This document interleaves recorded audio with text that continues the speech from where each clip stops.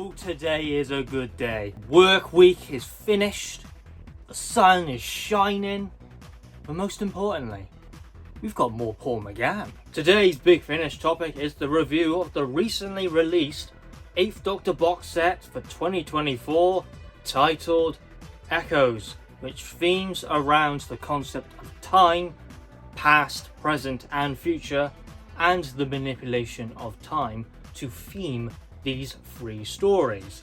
These three stories do not link to each other at all besides just a theme, and it's a completely standalone box set and a jumping on point to anybody interested in the beginning of their journey with the 8th Doctor.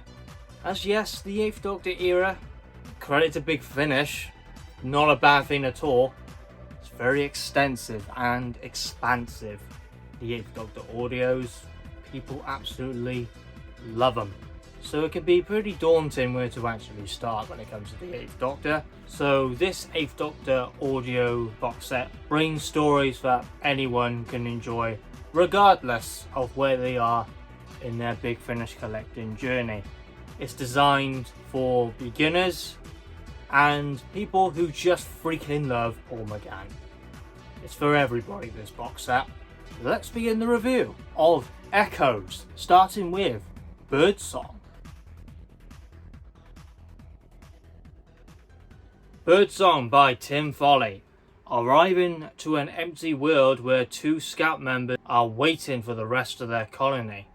In the woods we hear the sound of something related to calmness, relaxation and nature in the form of bird songs, but there is no sign of nature, but an entity in the form of a figure watches from the distance.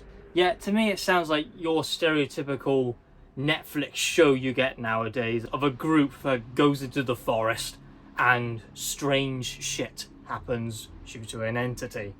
But I assure you that Birdsong, yeah, it takes some unique directions and it's got some shocking scenes, may I add. The entity plays on the idea of a false sense of security by using something seen as positive and beautiful. But in this case, it's related to something deadly and unknown. The setting established in the beginning kind of feels to me like Colony in Space, of colonists afraid of something in the woods, a figure. So since it reminded me of that story, I was thinking, is this going to go for a Colony in Space direction? There's just a lot of like hints that maybe allude to that possibility, like sabotage for example, but no, it's not a Colony in Space, or like the corporate greedy assholes of IMC haven't just landed on the planet to care about their own profits. No, it's not that at all. These focus on pretty dark themes. I've really missed this team. It's been a while since I've listened to the Doctor with Helen and Liv.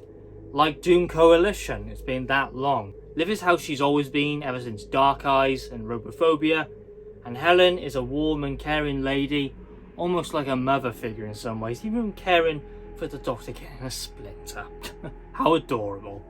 The fact that two colonists were alone on the planet for 3 years is a frightening revelation, as one of them is this stereotypical old woman character who can sense all types of evils. That's been a stereotype in horror movie making since forever.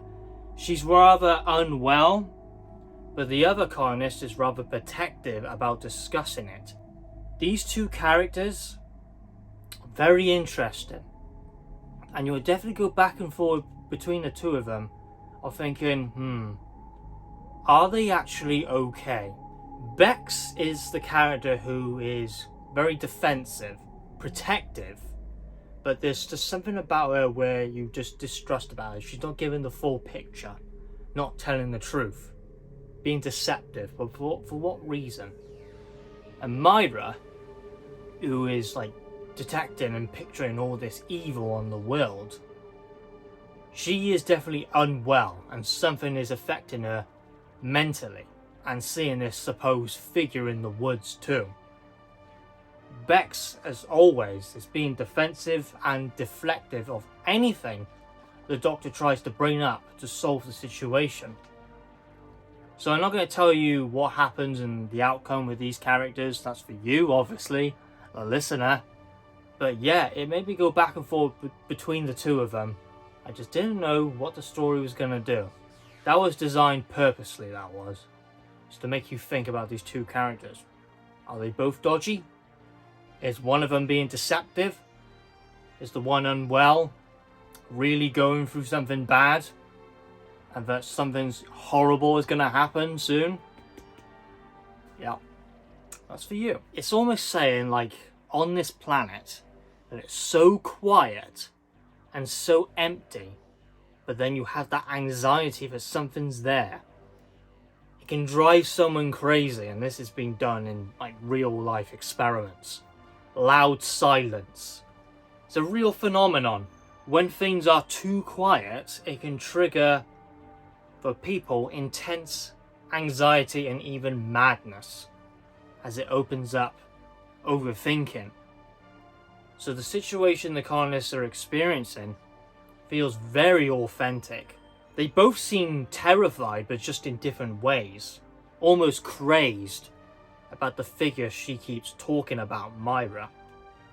Myra's condition, however, and the colonists' Bex's defensiveness and deflection she keeps doing makes her rather untrustful, as there's physical evidence of rather peculiar sightings and even sabotage. It seems that Liv too is downplaying the terrifying scale of the apparent monster and its sounds, which is 100% foreshadowing, and it's just some big old bird. Yeah, it is. It's not some big old bird. So Bex's resistance makes you question her motives. Maybe Bex is, in a way, being defensive and deflecting answers for a reason. Like I said, being alone on a planet which is too quiet, and this apparent figure on the planet for 3 years, yeah, that can drive people bloody mad. To end this situation, the Doctor believes the only way to solve this is to find the so-called monster. The bird song plays, and the subtle tension builds up perfectly. The Doctor attempts to triangulate its source, but to no avail, as its very odd and strange behaviour, which is abnormal. A rather strange and suspenseful little story. I honestly wish that scene in the woods when the Doctor's trying to triangulate the bird song, I wish that element was utilised a little bit more, because it's just such a cool concept to me, and just if that scene in the woods happened for just a little bit longer, I think it would have just added the tension for me a bit more. All the characters shine in this story, especially Liv, using her expertise in medicine to perform an evaluation for Myra, who is struggling, very warm-hearted, and generally caring for her, and believes Bex isn't good for her. Wonderful scene. But yeah, I think the element that lacks the most about this story is just I wanted more about the foe, the bird song. It feels like the fear of the situation is more terrifying than the monster itself. And that happens occasionally with Doctor Who stories and just stories in general, television shows. The fear of the situation is utterly terrifying. The monster itself, yeah, I just wish there was a little bit more. The winner for me in terms of performance was in fact the supporting character Jane Asher.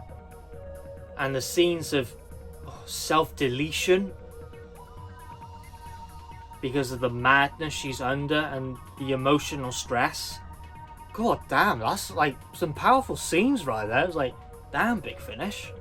Could they really do that in Doctor Who, like the television show? Like, because the topic of self-deletion and stuff, it's not something to really talk about lightly.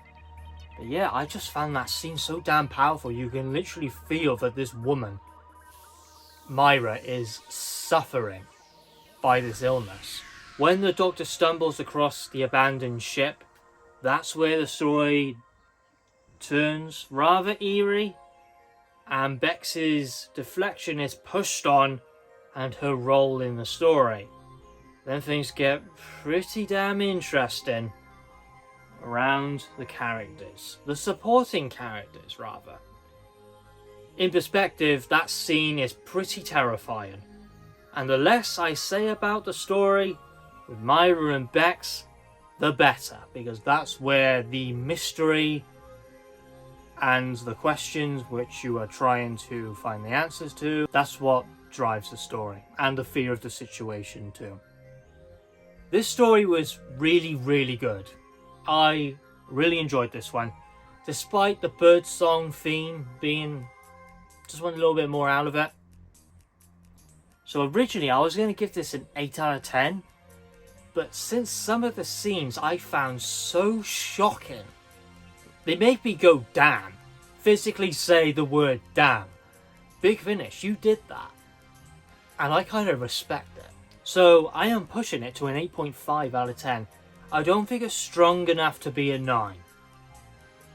It would have been a 9 if the birdsong scenes just lasted a little bit more, especially when the Doctor was in the woods to triangulate the sound of the birdsong. If that scene lasted for like a few more minutes, maybe just an extra clip, then yeah, this would have got a 9. But it's an 8.5. Really enjoyed this one. This was a cracking one. Lost Hearts. A ghost story inside an old-fashioned English university. Ghost stories? The Eighth Doctor? Isn't that just a recipe for success? Eighth Doctor ghost stories. How can you ruin that? Helen calling undergraduates at this English university upper privileged class snobs. It's just damn hilarious. Lost Hearts directs the story to this location for whatever reason. It seems that the TARDIS was pushed towards this time. And then Monty's line, who is one of the professors in this English university, goes, "Oh my, women!" I don't know why, but the way he said that line was just so flippin' funny. Oh my, a woman! God, in a university. But saying that, the direction of Monty's character from start to finish is top notch to the writers. What they did, I'm not gonna reveal the direction of the character and whatever, but that was good. I like that. But this character seems rather frightened and scared by an encounter he had with ghosts. What's concerning, there is a sense of something familiar to them, and it gives them unnerving feelings. And this happens to all the people in this audio that have this moment with the ghosts in the university. There is something familiar about them, and they know everything about them. Helen and Liv have a hard time adjusting to the timeline and the setting, because you have a bunch of witty characters in this story. Characters like Professor Grey, who is a very tense personality. Almost gives me Jago and Lightfoot vibes, and it would work perfectly in that spin-off. Unfortunately, I don't think it's as interesting or as well paced as Birdsong, if I am to share my personal opinion. Birdsong had shock value and just hit me a lot more. In many ways, this reminds me of Jago and Lightfoot and Harry Potter blended together, and referencing a secret society called the Forever Club, which is a rather sinister club which may or may not have a connection of causing the dark shadow over the university. When the Eighth Doctor is trying to solve the answers, he is attacked, almost paralysed to the floor, while the characters see nothing around him, and the Doctor says it's something familiar and knows everything about him. So this story is more driven by its characters and the mystery of what the hell is going on. You're hearing random cloister bells and ghosts and apparitions. Even though I found this story pretty slow in some places, I think it sometimes relied too much on its dialogue to push the story rather than the mystery itself. I would say it took directions which I did not expect it would. And Professor Grey becomes a lot more interesting character that meets the eye. Especially what race he is a part of. He's not human. The fact that they went for an original character, except for a returning character, I think was a good move. So this is a mystery setting in an English university with cloister bells going off. The English university not actually being what it seems, and ghosts and apparitions and voices speaking to them. They know who they are, there's a familiarity there, and they know everything about them. That's where the themes of time manipulation come into play, as that's the theme of Echoes. Has something related to do with the manipulation of time. It's a slow but interesting story. It has some twists and turns in the development of the plot. You may not expect it, but not as good as the first story for me. And for 8th Doctor Ghost Story, I would say I was left a little bit disappointed, but it wasn't a bad story, and I think its twists and turns definitely pushed it up for me. It gets a 7 out of 10. How Monty's character started and ended, as I said, was pretty awesome. And I liked Professor Grey, and I would say top performances to him. Slow Beasts. The final story of the set brings the TARDIS team to the outer universe, to a utopian society with hundreds of apparent statues half a mile tall in the desert, or so Liv and Helen think. But real, gigantic creatures called Slow Beasts. Matherin, who is the elder of the Wren, interacting with the Doctor. The Doctor is well respected within the Wren society, but gives it pretty clear that all societies, no matter how perfect, divine, egalitarian, or pacifist they truly are, will eventually crumble, and the Doctor is tasked to prevent the destruction of a civilization, while the civilization has been living close to these beasts. The previous stories, I would say Helen and Liv shined more than the Doctor, but here it's the Doctor's time to shine, especially how he solves the problem of what the society is facing. Because in this society, the Doctor shines like a beacon, and they know that he's a Time Lord. And really, how the society, their outcome, is on the sole responsibility of the Doctor and what he does. And I do like, it gives you like a open-ended question to you by saying, was that the right move to make? Was that the correct motive? Was that the correct decision for this society? No matter how good they look on the surface level, behind the scenes, behind the shadows, they might be a little bit different. So under this egalitarian society, pacifist society, somewhat protests from a group called the Freesayers, saying quotes and crying, "Skies don't burn." So the Doctor, Helen and Liv are on an expedition towards the Slow Beasts, with their hearts beating apparently one beat every 8 days.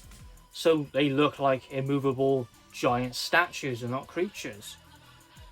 As of now, I was guessing how the society, the protesters and the creatures have any connection to each other.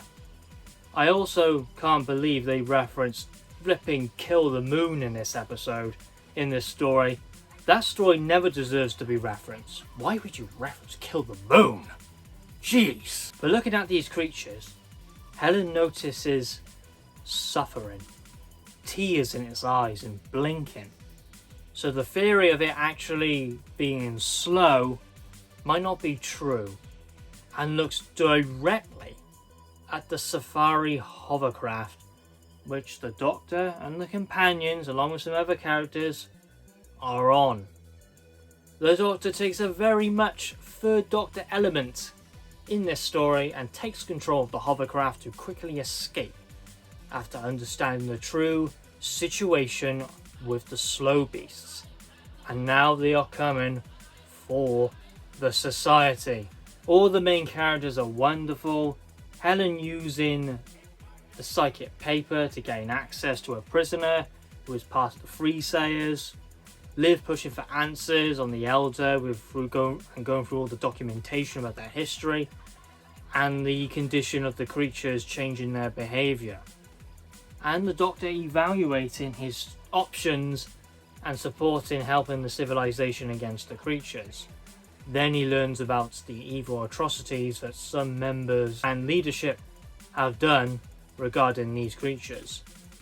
The slow and harrowing stomping when the slow beasts getting closer and closer is a terrifying concept, and that's when we finally understand the connections of the Jaha, who are really the slow beasts, and why they were stuck in a very slow amount of time. And you truly feel sorry for these beasts and some of the people within the society. Not all of them were evil, just normal everyday living people, but the leadership, the elder for example, the ones being corrupted and not really listening and following their own rules. Rules for thee but not for me. So it goes to show, under any civilization, no matter how good or pretty it looks on the surface level, there can be evil stuff behind the scenes. Again, great story, very enjoyable, 8 out of 10. And this story does focus on the idea of second chance, which the listener may or may not agree with. Which I like that it gives you an open-ended question if that was the right decision to make. Overall, my opinion of Echoes is I liked its themes and its concepts. Had the concept of time being manipulated in some way. And none of the stories are linked to each other. It's just 3 brilliant stories, all completely standalone. To rank them, number 3 is Lost Hearts. I think I wanted a little bit more out of it, in my opinion. It was quite slow in places, but still brilliant. Then there was Slow Beasts at number 2. Has some good themes in that one, and I like the whole concept of it too. But number 1 is undoubtedly Birdsong. I think, even though the concept of the birdsong, I wanted a little bit more out of it.